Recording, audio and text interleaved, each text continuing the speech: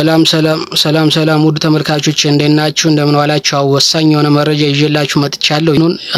በፋኖ ስም የተደራጁት አፋዶችን የሚያዋርድ የአፋዶችን መረጃ በተለይ ጎንደር ላይ ጌታ አስራደ አማራን ህዝብ የናቀው የአማራን ትግል ፋኖን የናቀው ጌታ አስራደ እንግዲህ እያራመደ ያለውን እንቅስቃሴ ነው የሚያጋልጥ ይህ መረጃ። ጌታ አስራደ ምን ያደረገ ነው? ደረጀ በላይ ወደ አንድ ለመምጣት እንግዲህ ሐሳቡን ገልጿል፣ ፍላጎቱን ገልጿል። ወርዶ ዝቅ ብሎ አንድ መሆን እንደሚፈልግና የአማራን ተንሳይ እንደሚፈልግ ገልጿል፣ አሳውቋል አቋሙ። በዚህ የተናደደው ጌታ አስራደ ቦታ እንደማይሰጠው ይታወቃል። ጌታ አስራደ እንግዲህ በአማራ ህዝብና በአማራ ትግል ላይ ስለዚህ ጌታ አስራደ የአማራ ትግልና በፋኖ ላይ በአማራ ህዝብ ላይ የሰራው እያንዳንዷ መረጃ ከባህሬን ጋር ያደረገው ግንኙነት ከብልጽግና ጋር ያደረገው ግንኙነት ስምምነት ከነስክንድር ጋር የፈጸሙት ወንጀል አንድ ባንድ ሲወጣበት የቆየ ሰው ነው። አንድ ባንድ በህዝቡ ዘንድ የተጠላ ሰው ስለሆነ አሁን ወደ አንድነት መምጣት ማይችልበት ደረጃ ላይ ስለደረሰ ወደ አንድነት ለመምጣት ቢያስብ እንኳን እንደ አመራር ሳይሆን እንደ ተራባል እንደሆነ ስለገባው የደረጀን መንገድ የደረጀን አንድነት ጥሪ የደረጀን ፍላጎት አጥላልቷል፣ ተቃውሟል። ስለዚህ ይህም ደረጀ በላይ እንደ ጎንደር ላይ ወደ አፋብኃ ተቀላቀለ ማለት ጌታ አስራደ እንግዲህ ኖርማል ነው። ምንም የሚመራው ሰራዊት የለም፣ ምንም የሚያስተባብረው ነገር ስለሌለ ልክ እንደ እስክንድር ሁሉ መከፋፈል ስለሆነ ስራውና የሚከፋፍለው አብሮ የሚመራው የሚያሰማርረው ከኋላም ሆነ ከፊት ሆኖ የሂድ በዚህ ሂድ በዚህ ውጣ የሚለው ሰራዊት ስለሌለው ብቻውን ሆኖ የመጨረሻ አማራጩ ወይ እንደ ማስረሻ ሰጤ ወደ ሸዋ መኮብለል ስለሆነ ስለዚህ ይህን እየተቃወመና ከብልጽግና ጋር ሆኖ ከስኳድ ጋር ሆኖ ከአማራ ብልጽግና ጋር ሆኖ ከነ እስክንድር ጋር እየተደዋወለ ደረጀን ያለበትን መረጃ እየሰጠ ደረጀ ላይ ጥቃት እንዲደርስበት ከመከላከያ ጋር ተባብሮ ደረጀ ጥቃት እንዲደርስበት አንድነቱ ሳይመጣ አንድነቱ እንዲከሽፍ ትልቅ ሴራ እየሰራ ይገኛል ስለዚህ በዚህ ሁኔታ የጎንደር ህዝብም እንደ አማራም የአማራ ህዝብም ይህንን ጌታ አስራደን በጣም መቃወም አለበት። ከቻሉ በአካባቢው ባሉ በጓደኞቹና በዘመዶቹ በየትኛው መንገድ እንዲመከርና ከዚህ ድርጊት አትሊስት ለመኖር ከዚህ ድርጊት የአማራ ትግስት የአማራ ህዝብ ትግስት የፋኖ ትግስት ሳያልቅ ለመኖር እንኳን ይህን እድል እንዲያገኝ እሱን እንዲመክሩት ቢደረግ አሪፍ ነው። ምክንያቱም አሁን ጌታ አስራደ ደረጀ ለአንድነት እየመጣ በመከላከያን እሱ እየመራ ደረጀ አንድ ነገር ቢሆን የደረጀ ሰራዊት አይለቀው።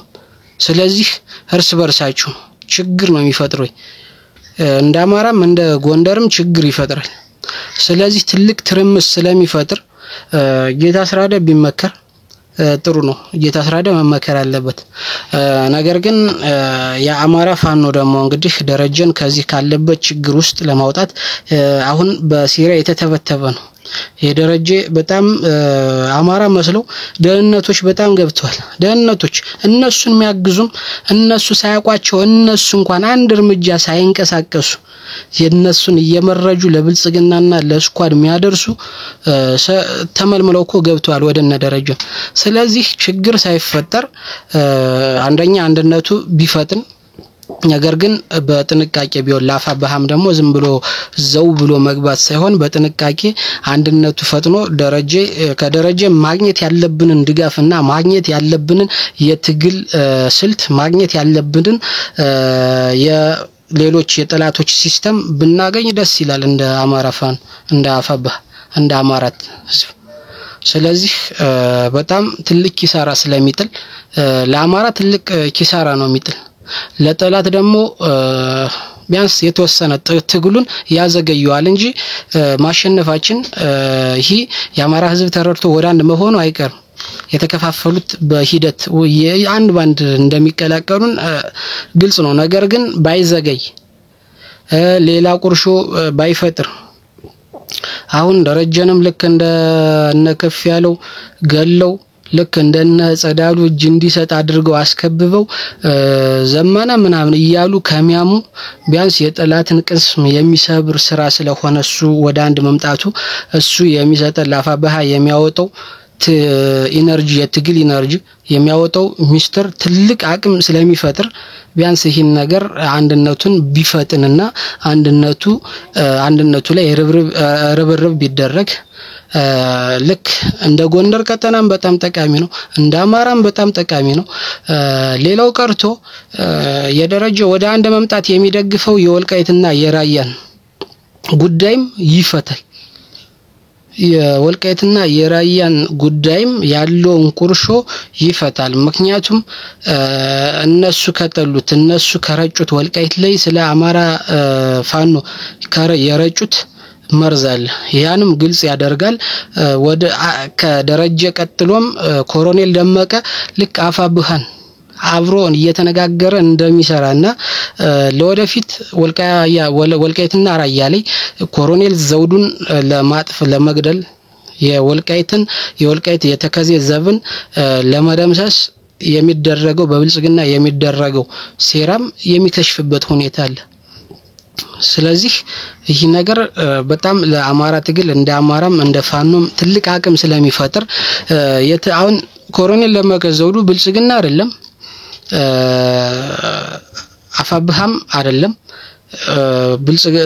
አፋድ ውስጥ ከነስክንድር ጋርም አይደለም፣ ብቻውን ስለ ወልቃይት ጉዳይ የሚያሰለጥን የሚታጠቅ የሚታገል ኃይል አሁን እየታገለ ባይሆንም በተጠንቀቅ ያለ የተከዜ ዘብ ነው።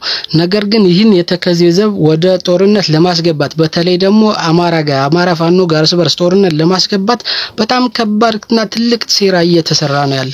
ስለዚህ ይህን ለማክሸፍ የደረጀ ወደ አንድነት መምጣት ትልቅ ሚና አለው። ለነ ኮሎኔልም ግንዛቤ ማስጨበጫና ጥንቃቄ መስጫ ነው። ለስኳድም ተስፋ የሚያስቆርጥ ነው፣ ለብልጽግናም ተስፋ የሚያስቆርጥ ነው። እንደ ጎንደርም አንድ ሆኖ የጎንደርን ቀጠና ነፃ የሚያወጣበት መንገድ ነው። እንደ አማራ ደግሞ ጠላትን የሚቀንስበት ጠላትን አንድ ሆኖ የሚታገልበት የመጀመሪያው እርምጃ ነው የደረጃ ወደ አንድ መምጣት። ስለዚህን ትኩረት ተሰጥቶ ቢሰራ አሁን በዚህ ሰዓት ከነጌታ አስራደ እንቅስቃሴ ከነስክንድር እንቅስቃሴ ከስኳድ እንቅስቃሴ እና ከብልጽግና እንቅስቃሴ አንፃር ደረጀ በጣም ድጋፍ ያስፈልገዋል። ደረጀ በላይ በጣም ድጋፍ ያስፈልገዋል። ድጋፉ ከአፋብኃ ተሰጥቶት ጥንቃቄ በተሞላበት መንገድ ድጋፉ ተሰጥቶት ከዚህ ሴራ ከዚህ ትብትብ የሚወጣበት ሁኔታና ወንድሞቹን የሚቀላቀልበት ሁኔታ ቢፈጠር መልካም።